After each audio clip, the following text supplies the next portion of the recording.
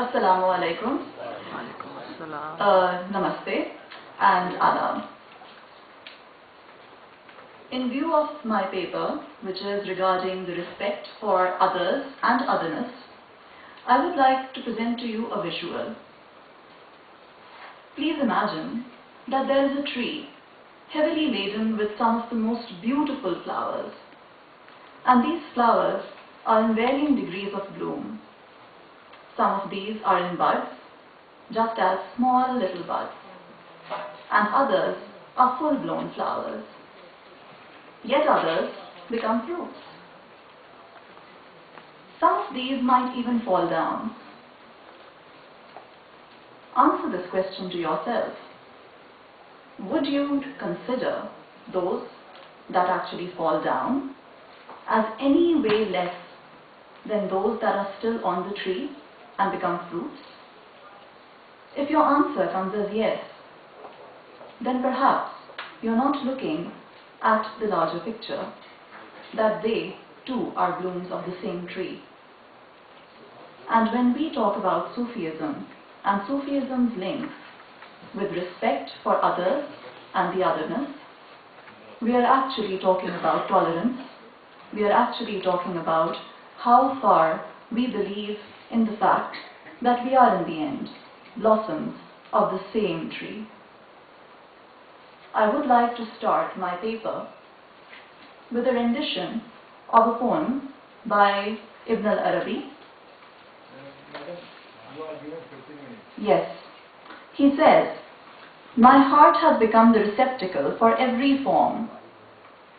It is a pasture for gazelles and a convent for Christian monks, and a temple for idols and the pilgrim's Kaaba, and the tablets of the Torah and the book of the Quran.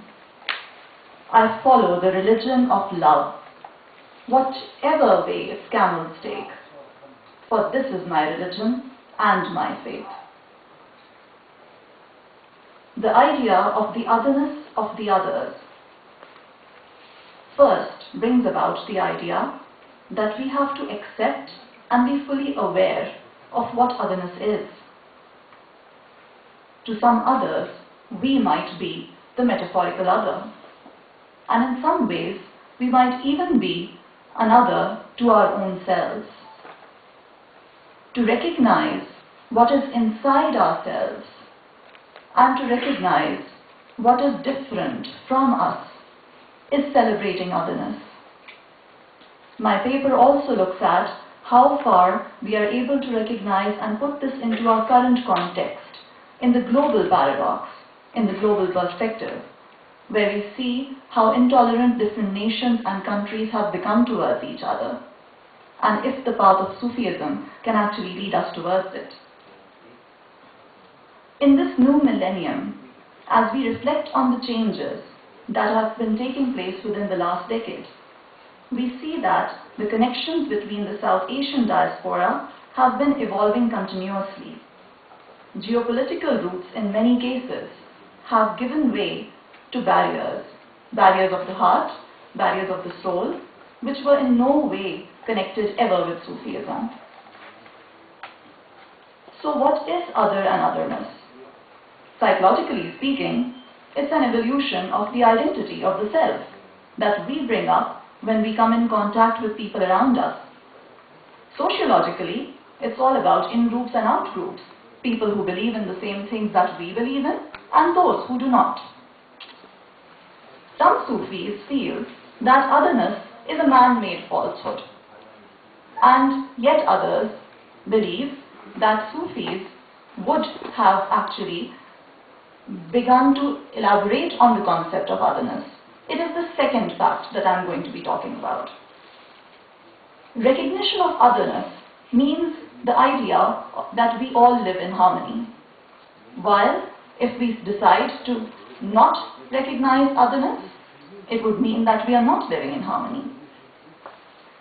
In Arabic and Persian, some close links have been found by researchers in the words ghairat and ghair.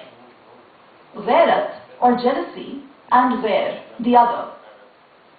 Jealousy of the other as enjoined by God. This again is not a concept that is in the Quran per se, but it is a concept that has been found in the writings of many Sufis. Rumi talked about otherness, and so did many of the other people and other philosophers that we have come across. I will be looking at and sharing the work of 3 Sufi poets with you, Rumi, Bulle Shah, and Shah Abdul Latif Bhittai. And let me quote, "A story is once told that in a public challenge, a Muslim dignitary, Qanabi, confronted Rumi before an audience. He said, 'You claim to be at one with 72 religious sects, but the Jews cannot agree with the Christians, and the Christians cannot agree with the Muslims. If they cannot agree with each other, then how could you agree with them all?' To this, Rumi replied, 'Yes, you are right. I agree with you too.'" This small anecdote is but one of hundreds of such instances that are found in the lives of predominant Sufi saints. When we are looking at road, train, air and travel links, we are not looking at what is the link of the heart, the link of the soul. And when we find ourselves binding with Sufi poetry, we find those links again. Unluckily for us, there has been a gap between many of these links. Early on, in early centuries, when we find that people used to go in masses to Sufi saints and peers and used to get many instances in their own lives from their work, there was a greater connection. The connection has over time period been lost. For some of us, these connections have been found again in the popular culture and in the poetry, the music that is on its revival course. In the new millennium, or in this dawning of the new age, we find that it is reawakening once again. The new generation, the youth, are coming more and more towards the Sufi poetry and the Sufi music. In many cases, this has become too popular for many, and they feel that the traditional instances were the best. I would slightly disagree, and so would many other sociologists and psychologists, because they would feel that in the revival of the Sufi culture within popular genre, we are actually giving a lot to our youth. And it is the youth who is going to take forward this popular culture. The seed of curiosity has to be planted. We have not yet planted that seed of curiosity. Let us have a look at what actually might Shah Abdul Latif Bhittai say to this. "A message came from the Lord. A full moon shone, darkness disappeared. A new message came from the Lord. It does not matter what caste you are, whoever comes are accepted."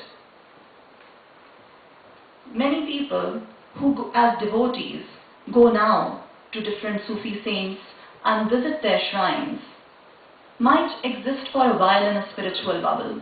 They go there, they listen, they come back, and they are out of that spiritual bubble.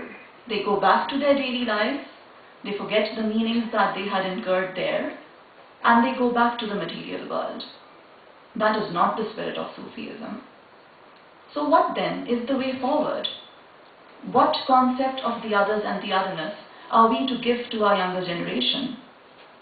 I conducted a very short study on about 100 individuals from South Asia to find out what they think. It was a qualitative analysis, and the results are pretty startling. I found out that over 95% of these individuals say that they are interested in learning more about Sufism. But what actually happened with them? In their course books, the only thing that was taught to them was where the Sufi poets were born, where they died, what their names are, what were the main instances they were